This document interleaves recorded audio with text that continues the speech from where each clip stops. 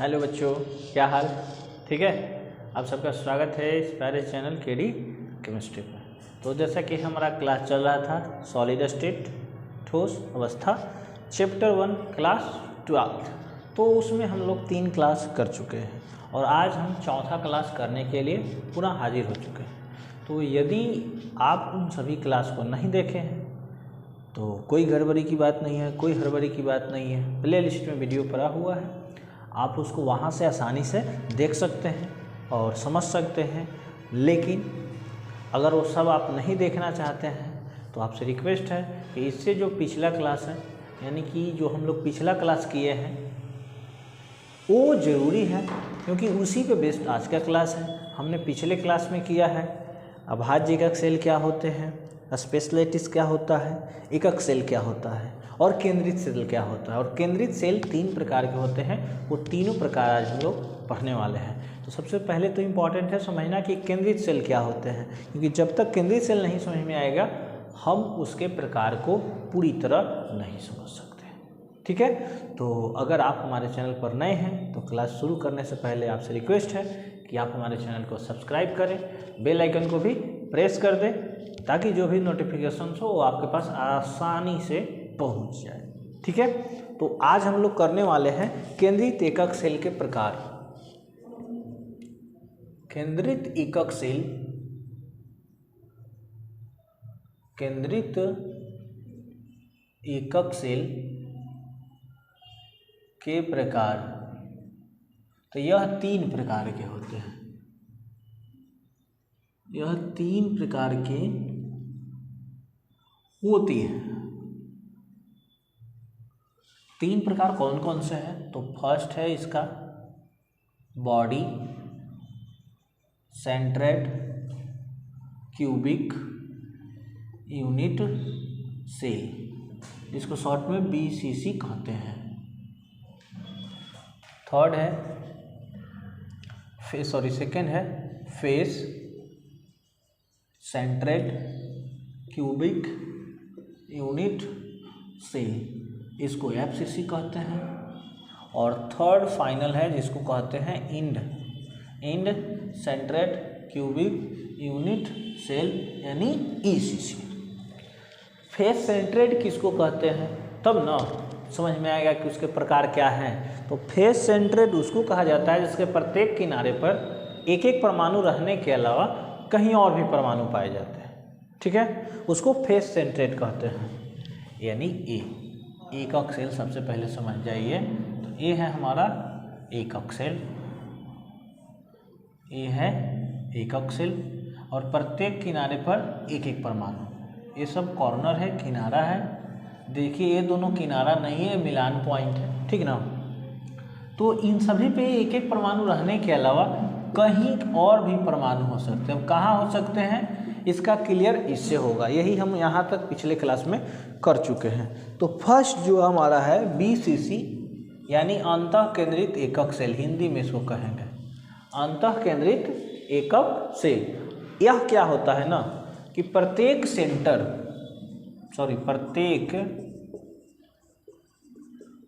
किनारों के अलावे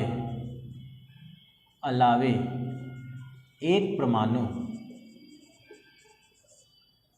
परमाणु इसके केंद्र पर भी उपस्थित होते हैं।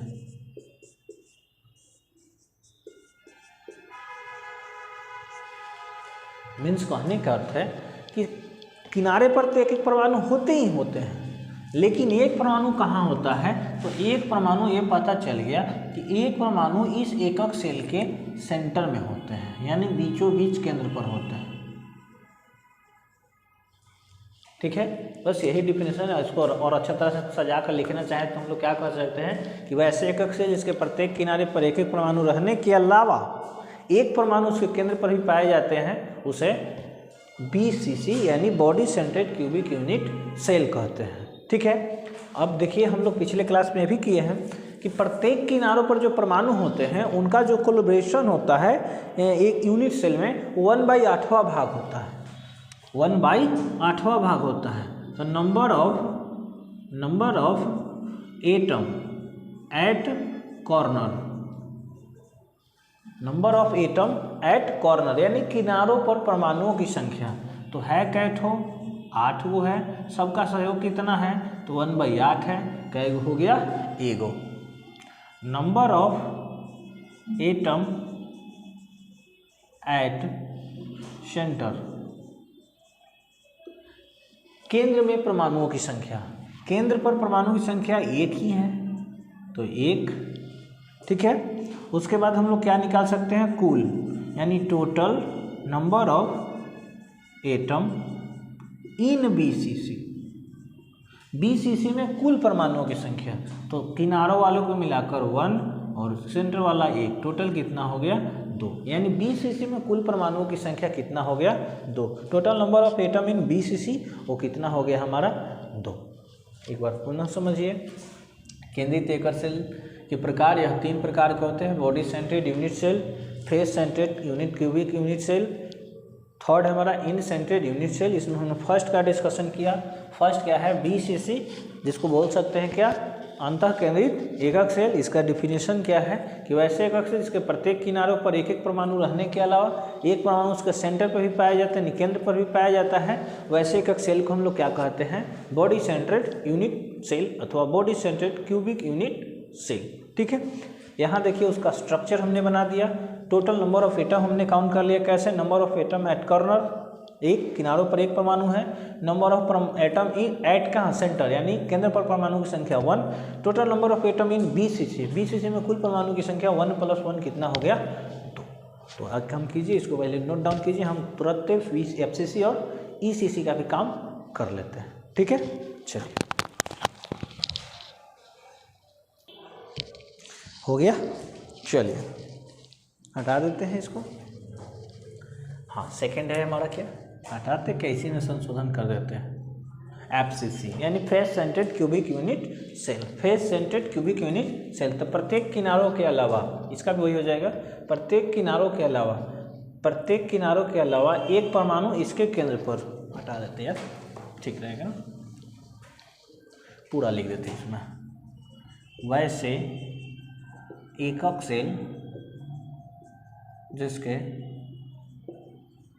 प्रत्येक किनारों पर एक एक परमाणु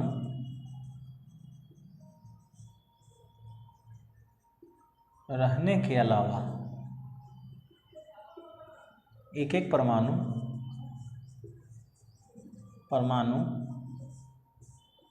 उसके प्रत्येक फेस को हिंदी में फलक कहते हैं, प्रत्येक फलक पर उपस्थित होते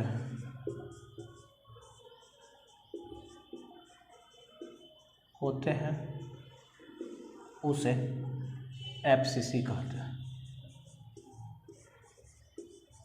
देखिए किनारे पे तो रहेगा ही रहेगा, इसी कारण बोल रहे हैं कि पिछला क्लास उसका डिस्क्रिप्शन में लिंक है, देख लीजिए, जरूर है, समझ में आएगा। ठीक ना, क्या कहा है कि प्रत्येक किनारों पर एक एक परमाणु रहने के अलावा प्रत्येक फलक के बीच में भी एक एक परमाणु उपस्थित होते हैं। तो एक घन में किनारों पर तो रहेगा, यानी कि number of atom at corner, ये तो रहेगा ही रहेगा, क्योंकि ये बदला नहीं है। और बदला क्या है इसमें बदला ये है कि उसमें क्या था कि सेंटर में एक परमाणु था, लेकिन इसमें क्या है ना कि प्रत्येक फेस पर एक एक परमाणु है। तो टोटल जो फेस होता है वो एक घन में 6 फेस होते हैं। घन, मकान भी एक घन का आकार का है, या बोर्ड भी आप बोल सकते हैं कि घन का आकार का है ही। तो इसमें देखिए फेस कितना, एक नीचे वाला, एक ऊपर वाला, 2, एक लेफ्ट एक राइट, 4, एक सामने वाला और एक पीछे वाला। तो टोटल 6 फेस होते हैं। यानी एक घन में जो फलक की संख्या होती है, टोटल नंबर ऑफ फेस वो 6 होते हैं, और प्रत्येक फलक पे कहा है। तो देखिए एक फलक तो ये हमारा हो गया, यानी बोल सकते हैं लेफ्ट साइड वाला, सेकेंड राइट साइड वाला, थर्ड टॉप वाला, फोर्थ हो गया बटम वाला, और ये हो गया, ये देखिए ये यहाँ आपको थोड़ा अंडरस्टूड करना होगा अथवा बोल सकते हो कि इमेजिन करना होगा, तभी पॉसिबल है, क्योंकि हम आपको सामने वाला तो दिखा सकते हैं लेकिन अपोजिट वाला नहीं दिखा सकते हैं। तो यहाँ समझ लीजिए 2 परमाणु हैं, एक ऊपर और एक नीचे, एक अप एक डाउन, एक सामने है और एक पीछे। तो देखिए क्या इसका हो जाएगा calculation, number of atom at corner 8 × 1/8 सही है, number of atom at every face ना, एवरी फेस। हाँ ये बात भी यहाँ समझना जरूरी है। सपोज कीजिए, हटाइए इसको, अगर अगर अगर कोई गोल परमाणु है, जैसे फुटबॉल का गेंद समझ लीजिए, अथवा क्रिकेट बॉल, टेनिस बॉल, कुछ भी या कंचे की गोली ही समझ लीजिए, अगर उसको यहाँ पे रखा जाए, जैसे आप देखे होंगे कहीं मकान उकान बनाता है तो ढलाई वगैरह जो होता है, प्लास्टर भी बोल सकते हैं, तो लोग कंचे की गोली चिपका देते हैं या ज़मीन पे या कहीं और भी, या ये भी देखे होंगे कि कहीं जो है गिट्टी वगैरह जो बिछाया हुआ रहता है रोड पे, उसको गिट्टी चिपका देते हैं लोग, अच्छा लगता है। या वो घेरा जो बाउंड्री मारते हैं लोग उस पर कि लोग चढ़े नहीं, उस पर कंचा फोड़ फाड़ के शीशा को जो होते हैं बैठा देते हैं ताकि चोर जो है वो एंट्री नहीं कर सके। तो उसी तरह से आप देखिएगा कि एक गोला परमाणु है, अगर एक गोल परमाणु को कहीं भी सतह पे रखिएगा तो आधा भाग अंदर जाएगा जबकि आधा भाग बाहर रहेगा। ये देख लीजिए, सपोज कीजिए कि इसको हम यहाँ कॉर्नर पे रखे हुए हैं तो ये वाला हिस्सा तो इसमें फिट हो जाएगा लेकिन ये हिस्सा ऊपर ही रहेगा।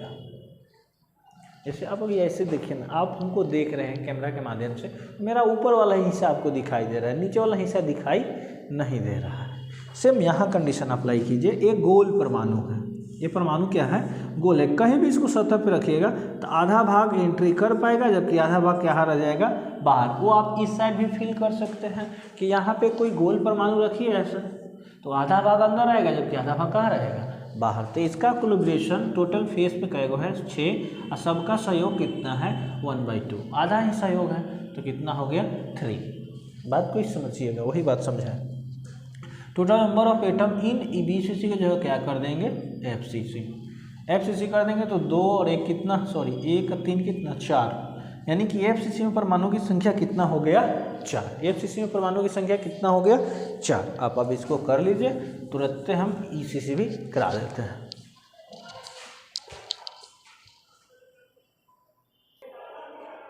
हो गया, चलिए हटा देते हैं। हाँ हटाते हैं क्या, इसमें ही संशोधन कर देते हैं। थर्ड है हमारा ECC यानी इंड सेंट्रेट क्यूबिक यूनिट सेल, अंत्य केंद्रित एकक सेल। वैसे एकक सेल जिसके प्रत्येक किनारों पर एक एक परमाणु रहने के अलावा एक परमाणु उसके प्रत्येक नहीं किसी एक फलक पर उपस्थित होते हैं। एक परमाणु नहीं, यहाँ से छोड़ देते हैं, हटा देते हैं ना, अच्छा नहीं लग रहा, अब ठीक लगेगा। वैसे कैसे इसके प्रत्येक किनारों पर एक एक परमाणु रहने के अलावा उसके किसी एक फलक के आमने सामने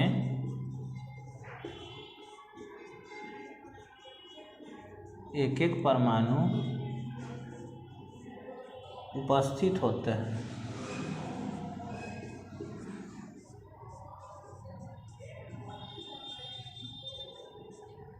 उसे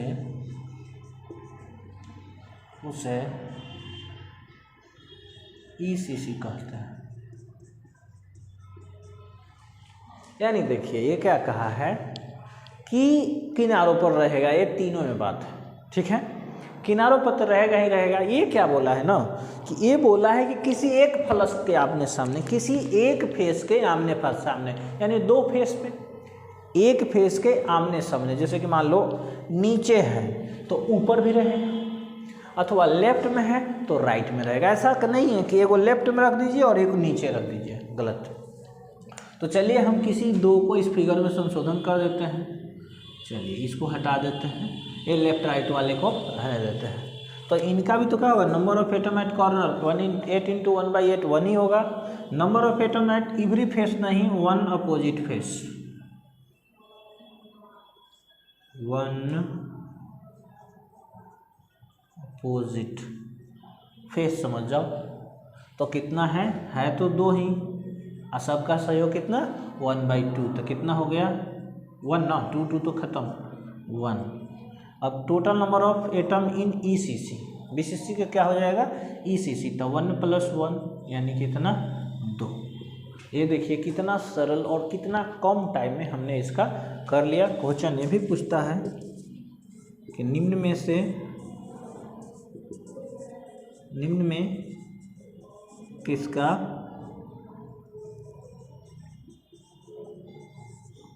परमाणु संख्या समान होता है। ऑप्शन ए है आपका PUC और BCC, ऑप्शन बी है BCC और FCC, ऑप्शन सी है BCC और ECC, ऑप्शन डी है FCC और ECC। तो BCC अभी फर्स्ट में शुरुआत में किए हैं, नंबर ऑफ एटम 2, और ECC अभी सामने है, नंबर ऑफ एटम 2, तो C4 कैट, यानी सी हमारा आंसर हो जाएगा, जिसमें नंबर ऑफ एटम क्या होते हैं इक्वल होते हैं। कोई डाउट नहीं। आई होप बहुत अच्छा से आपको समझ में आया होगा। एक बार पुनः देख लीजिए इंडसेंट्रेट क्यूबिक इनिशियल वैसे एक अक्सर इसके प्रत्येक किनारों पर एक एक परमाणु रहने के अलावा उसके किसी एक फलक के आमने सामने एक एक परमाणु उपस्थित होते हैं, उसे ECC कहते हैं। Number of atom at corner वही है, नहीं बदला है क्योंकि सभी कॉर्नर पे है ये है। Number of atom eight 1 face 1 opposite face, यानी एक फेस के आमने सामने कितना हो जाएगा, या इसको आप ये भी बोल सकते हो सिंपल वे में 2 फेस। एवरी फेस के जगह क्या कर दिए 2 face, 2 × 2 1/2 = 1। Total number of atom in ECC वो हमारा हो गया क्या 2। बहुत बढ़िया, आपको समझ में आया होगा। तो चलिए बताइए, अगर समझ में नहीं आया है, कहीं कोई फॉल्ट है, सजेशन दीजिए, कोशिश करेंगे कि इस एरर को समाप्त किया जाए। और आज का क्लास इसका हम यहीं तक रोकेंगे। बने रहिए हमारे साथ, हम लेकर आएंगे अगले क्लास में एक और बहुत ही अच्छा सा टॉपिक इस चैप्टर का। ठीक है, तब तक के लिए नमस्कार।